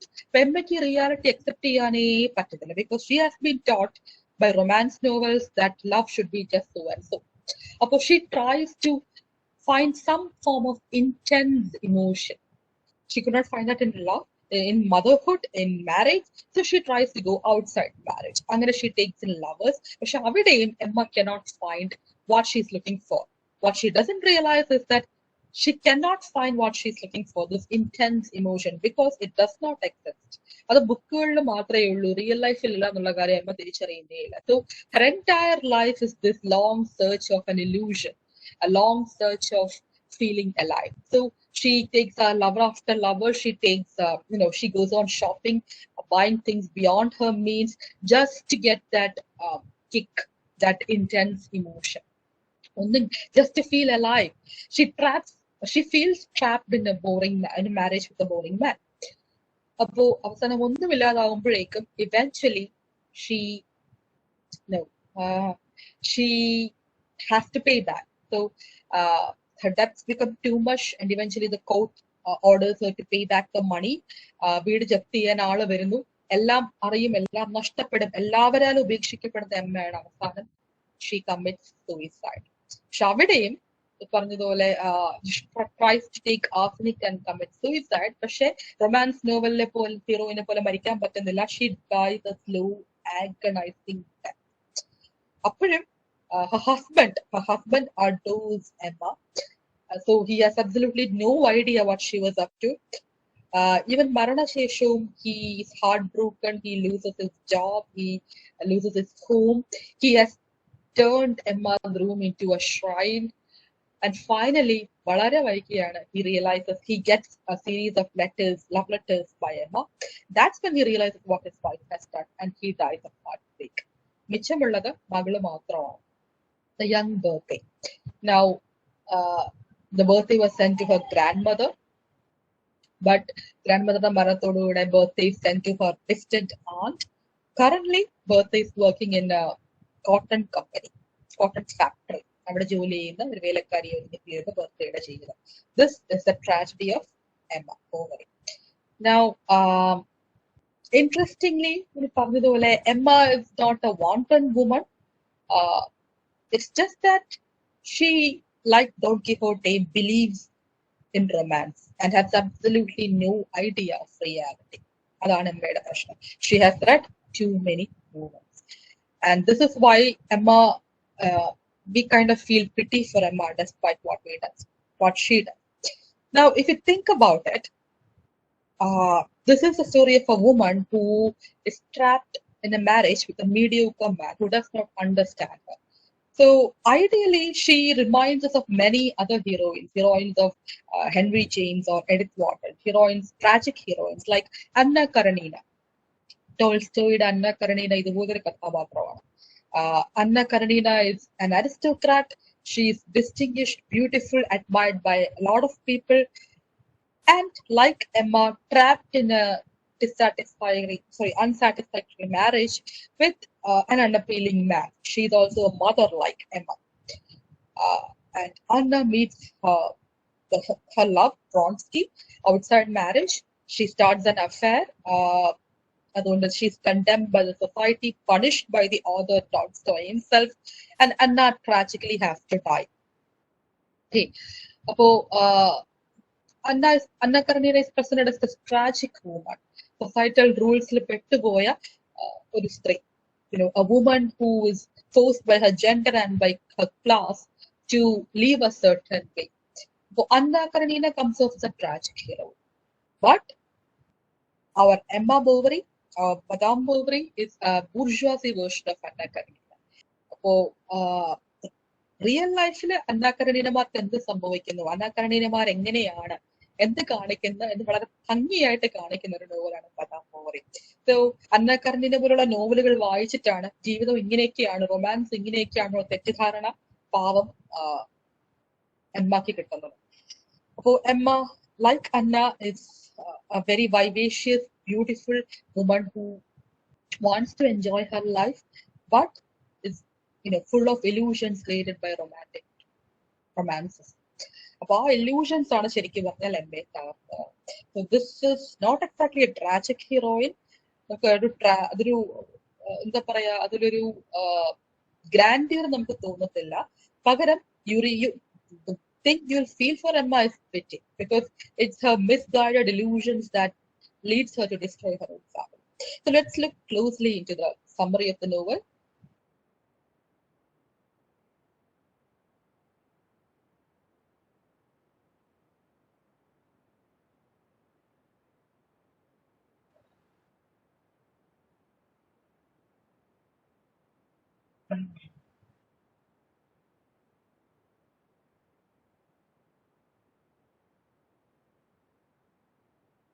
Okay.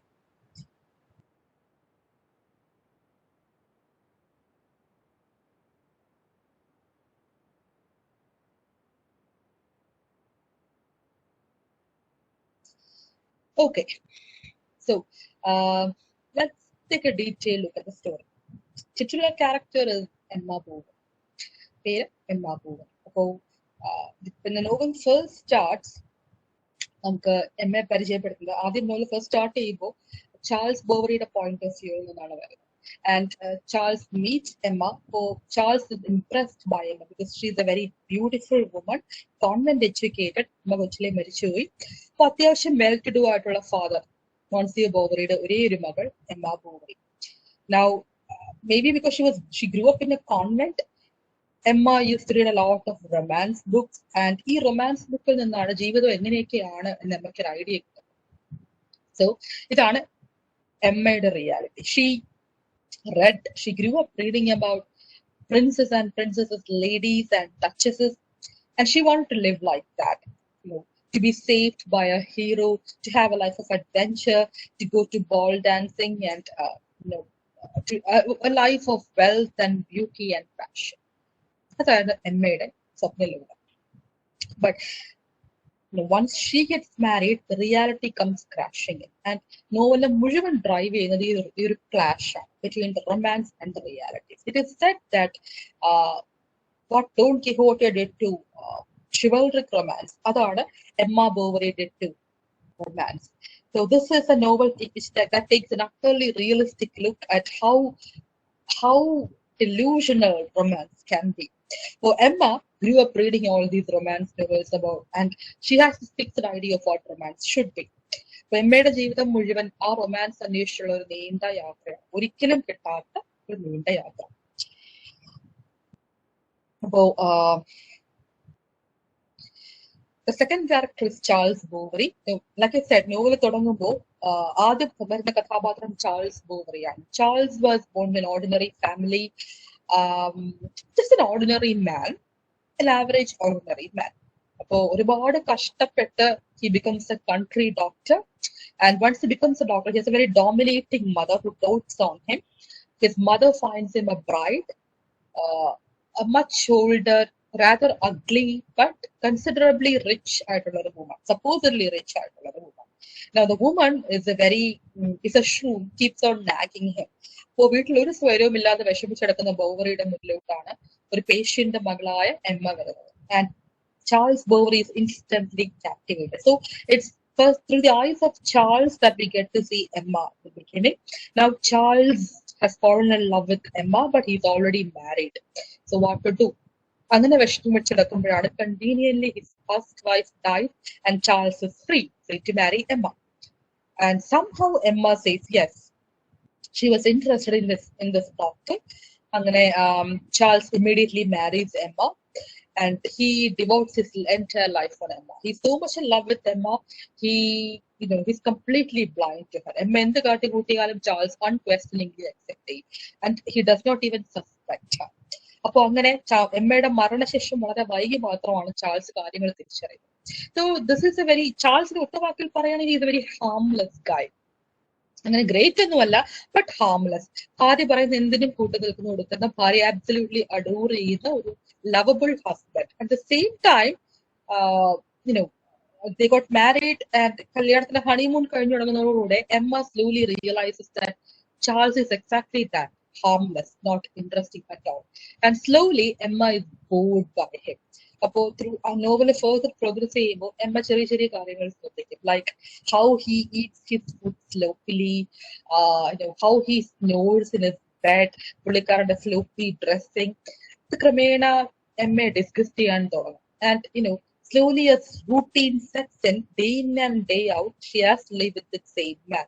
So here is this young, beautiful woman in her full bloom, and it's based on him, this ordinary, mediocre man who does not even understand her. Emma unhappy ആണെന്ന് പോലും തിരിച്ചറിയാൻ ചാൾസിന് പറ്റുന്നില്ല. He's happy that he's got Emma and he takes her for granted. അപ്പോൾ അങ്ങനെ വളരെ mediocre ആയിട്ടുള്ള ഒരു ഹസ്ബൻഡും വളരെ മീഡിയോക്കർ ആയി പോകുന്ന മുണ്ടെയിൻ ആയിട്ടുള്ള ഒരു റിയാലിറ്റിയിൽ പെട്ടുപോകുന്ന Emma. First as the honeymoon period starts to cool off, Emma gets slowly restless, വളരെ റെസ്റ്റ്ലെസ് ആകാൻ തുടങ്ങും. She starts to wonder, ഇതാണോ marriage? Because in the romance novels that I have read, this is not marriage. You have to have an adventure. I have to feel something. I have to feel emotions. I have to feel intensity. അതൊന്നും feel ചെയ്യുന്നില്ല. അപ്പോ romance eventually cool off ചെയ്യുന്നുള്ളതും marriage marriage is all about reality എന്നുള്ളതും Emma തിരിച്ചറിയുന്നേ ഇല്ല. And this is one great thing about this novel. Romances talk is about princes and princesses marrying and living happily ever after. But Madame Bovary shows us what happens after the happily ever after. What happens in every marriage, the boredom, the trouble it takes to maintain a relationship and to raise a child. About Emma becomes pregnant. So, seeing how Emma grows listless, the karyam ariyada Charles Bovary decides that maybe a change of scenery is better. So, for his wife's health, they leave their practice and move to a fictional town of Yonville. അവിടെയാണ് നമ്മുടെ മൂന്നാമത്തെ കഥാപാത്രം വരുന്നത് Leon. So, they move to Yonville, and Emma is pregnant. She gives birth to her child, a baby girl. അപ്പോൾ മെറ്റേണിറ്റിയിൽ സന്തോഷം കണ്ടെത്താനുള്ള എമ്മയുടെ ശ്രമങ്ങളും തകർന്ന് തരിപ്പുറമാണ്. Because she wanted to go shopping and decorate the nursery. പക്ഷെ അതിനുള്ള കാശ് തികയുന്നില്ല. So Emma is soon disappointed by marriage and motherhood. ഇനി എന്താന്ന് പറഞ്ഞിട്ട് എമ്മയുടെ മുന്നിലോട്ടാണ് ലിയോൺ ചെന്ന് ചേർന്നത്. Now Leon was their neighbor and a student. So, like Emma, he also reads a lot of romance novels, listens to music. Emma പോലെ തന്നെ half delusional ആണ് Leo. Romance നോവലിലൊക്കെ ഉള്ളതുപോലെ he wanted to have a mistress, a girlfriend. പക്ഷെ ആ വില്ലേജില് there is no one. അങ്ങനെ ഇരിക്കുമ്പോഴാണ് ഒരു perfect candidate ഉള്ളത് എമ്മയാണ്. this beautiful yet married woman, unattainable ആയിട്ടുള്ള forbidden love. So Leon starts to worship and adore Emma, and Emma realizes this, that Leon has a crush on me. അപ്പോൾ അത് കാണുന്നതോടെ Emma is happy and she curses herself. എന്തുകൊണ്ടെന്നാൽ ലിയോണിനെ ആദ്യം പരിചയപ്പെട്ടില്ല, ചാൾസിനെ പരിചയപ്പെട്ടുള്ളൂ. She curses her bitter luck. And ഒരു self punishment എന്നതുപോലെ she creates this image of a devoted mother and wife. ഒരു punishment എന്ന പോലെ she starts taking care of her husband and her daughter. So ഇത് കാണുന്തോറും Leon believes that it is impossible to get Emma. So finally, unable to bear his love, he leaves to Paris to study. അപ്പോൾ Leon പോയി കഴിയുന്നതോടുകൂടെയാണ് Emma regrets her actions. Emma is bored to death. Emma actually positively hates her husband, and she wishes that she had an affair with Leon. ഇതിനെ പറഞ്ഞിരുന്നുണ്ടെങ്കിൽ I should have started with Leon. I wasted an opportunity. എന്ന് നമ്മ വിഷമിച്ചിരിക്കുമ്പോഴാണ് അമ്മയുടെ മുന്നിലോട്ട് enter Rudolf Bolander. Now, this is Emma's first lover. Rudolf ലിയോണിനെ പോലെ ഒരാളെയല്ല. He is not a timid student. He is actually a wealthy landowner. But above all, he is also a very manipulative womanizer. Rudolf has a string of lovers, and doctor കാണാൻ വരുമ്പോൾ ആദ്യമായിട്ട് he pays attention to the doctor's wife. He realizes that there is a pretty wife who is stuck with an ordinary, uninteresting man. So if I give her some time, if I show her some attention, she'll definitely fall for me, because she must be bored of her husband. അങ്ങനെ Rodolphe starts to pay attention to Emma and seduce her. Now, one step forward, two step backward, and he succeeds. അങ്ങനെ Rodolphe and Emma become lovers. So initially, honeymoon period, Emma finds her happiness, her definition of love with Rodolphe. പക്ഷേ, like I said, കുറെ കഴിയുമ്പോൾ it cannot be sustained. കുറെ കഴിയുമ്പോൾ the passion starts to cool off. There is nothing new. അവർക്ക് പരസ്പരം ബോറടിച്ചു തുടങ്ങി. ആ ഒരു അവസരത്തിലാണ് അങ്ങനെ ബോറടിച്ചു തുടങ്ങി. What to do? എന്ന് എമ്മ അവിടെയും ബോറടിച്ചു തുടങ്ങുമ്പോഴാണ് the neighbor, the chemist Humanism, has an idea that Charles should perform a surgery. അപ്പോൾ അവിടുത്തെ ക്ലബ് ഫുഡ് ഉള്ള ഒരു കുട്ടിക്ക് ജസ്റ്റ് എന്ന് പറയുന്ന ഒരു പയ്യന് ഒരു സർജറി, ഒരു കോംപ്ലിക്കേറ്റഡ് സർജറി നടത്തുമ്പോൾ ആ സർജറി സക്സസ്ഫുൾ ആകുകയാണെന്നുണ്ടെങ്കിൽ Charles will be very famous and be established as a doctor. അപ്പോൾ എമ്മക്ക് കേൾക്കുമ്പോഴേക്കും she was interested and she pushes Charles to do the surgery. Charles has his suspicions, കാരണം he knows what he can do and he cannot do, but his wife pushes him. But Emma was hoping that if Charles proved to be a very successful surgeon, if he proves to be a very capable, doctor, this her ideal of a man, then maybe she'll forgive him. At least ഒരു good husband അല്ലെങ്കിലും ഞാനൊരു പണ്ഡിതനെയാണ്, ഞാനൊരു ജീനിയസിനെയാണ് കിട്ടിയത് എന്ന് സമാധാനിക്കാമല്ലോ. അങ്ങനെ Charles is forced to do the surgery bloaches, and Charles ruins his reputation forever. More importantly, Emma is so disappointed in Charles, she renews her relationship with Rudolph. ഇത്തവണ relationship renew ചെയ്യുക മാത്രമല്ല, she plans to run off with Rudolph and she forces him. നമുക്ക് ഇവിടെ വിട്ടു പോകാം, മകളുമായിട്ട് പോകാം. Rudolph senses that കാര്യം തലയിലാകും. Rudolph senses that Emma is getting more and more needy and tedious, and he is getting bored with Emma. So, he agrees. ശരി, ബാഗൊക്കെ pack ചെയ്തോളൂ, നമുക്ക് ഇന്ന് രാത്രി പോകാം. അങ്ങനെ എമ്മ ബാഗൊക്കെ പാക്ക് ചെയ്യാനിരിക്കുന്നു. അന്ന് വൈകിട്ട് തന്നെ he writes a letter excusing himself and runs away. So Emma is shocked to realize that Rudolph has abandoned her. ആ ഒരു ഷോക്കില് Emma goes through a physical and mental breakdown. So Charles അതൊന്നും അറിയുന്നില്ല. So he takes care of his wife patiently and slowly nurses her to health. അപ്പൊ അങ്ങനെ ഭാര്യ okay ആയ ശേഷം one day they go to a theater in Rouen, and this is where Emma meets Leon a second time. ഇത്തവണ the plates have changed. Leon have spent his time in Paris. He's come off as a very sophisticated person, and he looks at Emma as rather unsophisticated. Meanwhile, Emma is happy she meets Leon. She's immediately interested, and again they start an affair. So poor Charles. അപ്പോ ഭർത്താവിനോട് piano lessons ഉണ്ട് എന്ന് പറഞ്ഞ് piano ലെസൺസിലുള്ള കാശും വാങ്ങി എല്ലാ വീക്കെൻഡിലും Emma goes off to Paris to see Leon in a hotel room, and they spend their weekend enjoying themselves in a hotel room, lavishly. അപ്പൊ അങ്ങനെ Emma starts a second affair. But like I Z,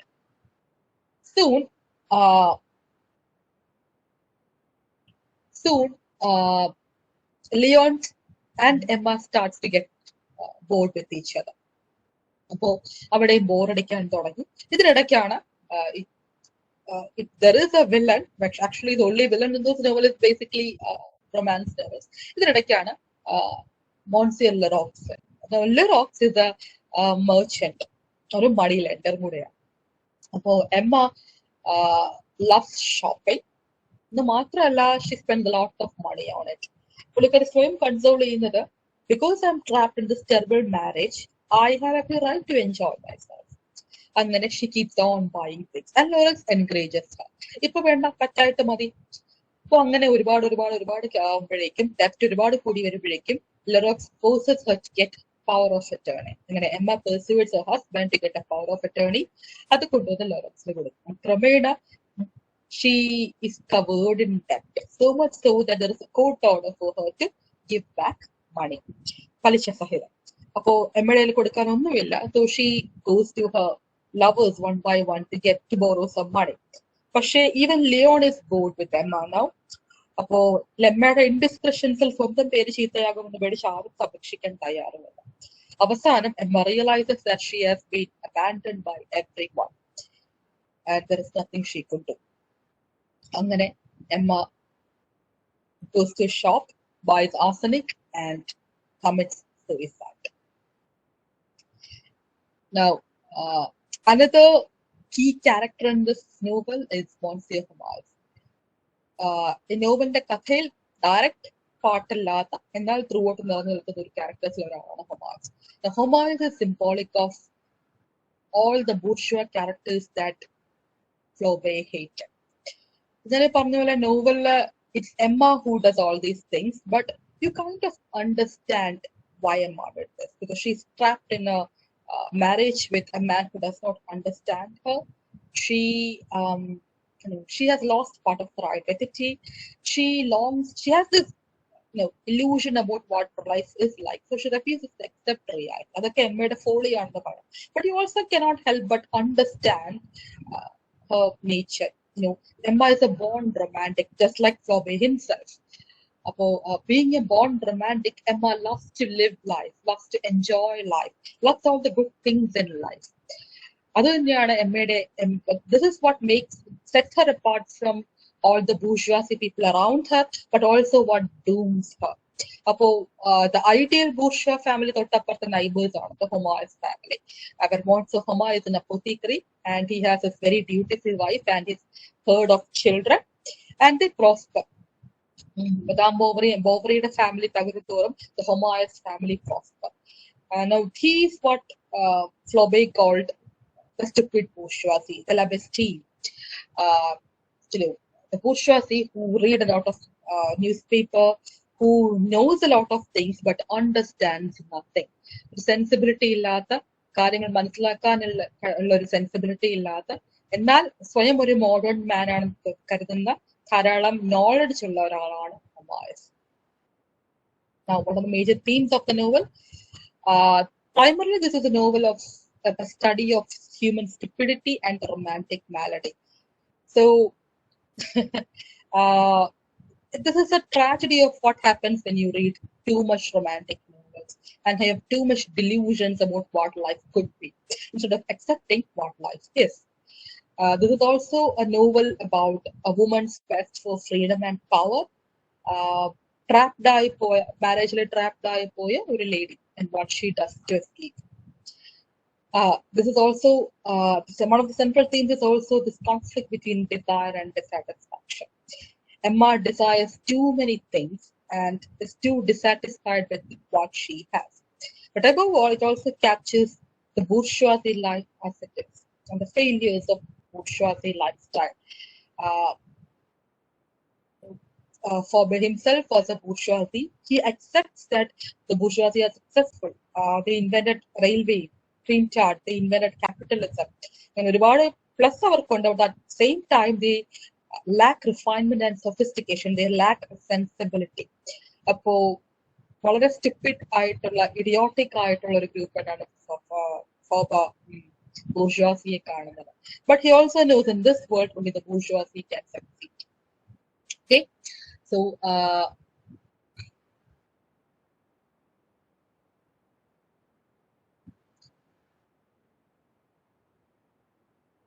okay, so these are the basic themes of the novel.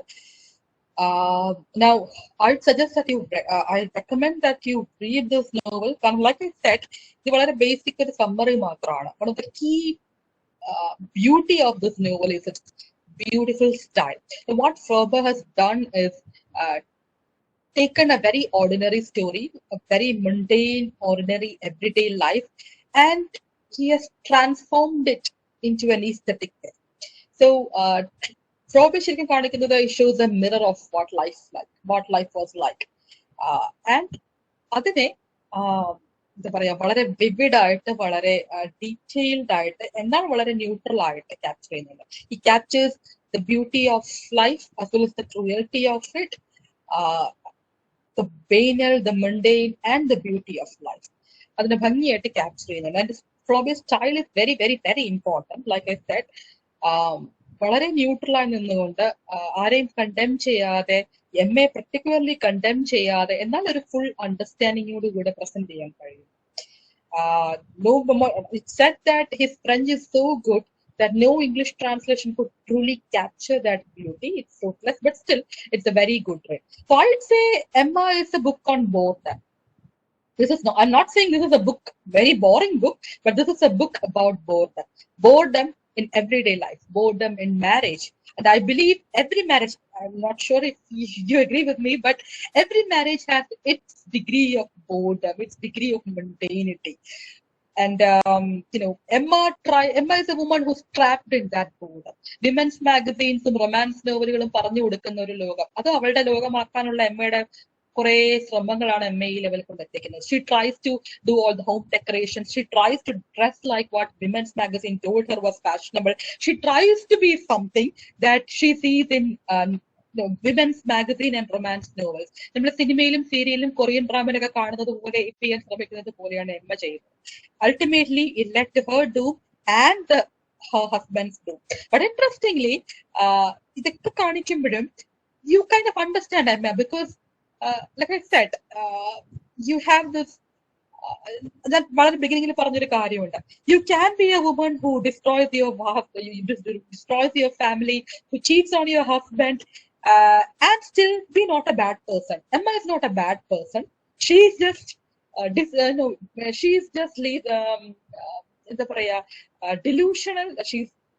She believes in the illusions of romance, and that's why she did all these things. That's so great about this book. And the book, despite what she does, you understand why she did all these things, and you actually feel pity for her. And I wonder, if she 21st century, I would have asked her to read this novel, and maybe she could have got her life back. So thanks to realism and thanks to Frober, maybe in book by initiating this movement of realism, he was showing his way to future Emmas that this is reality and you have to accept reality, otherwise you'll end up being another Emma. That's what I think. So thank you all. I hope you have enjoyed this session. If you have any questions, please do ask.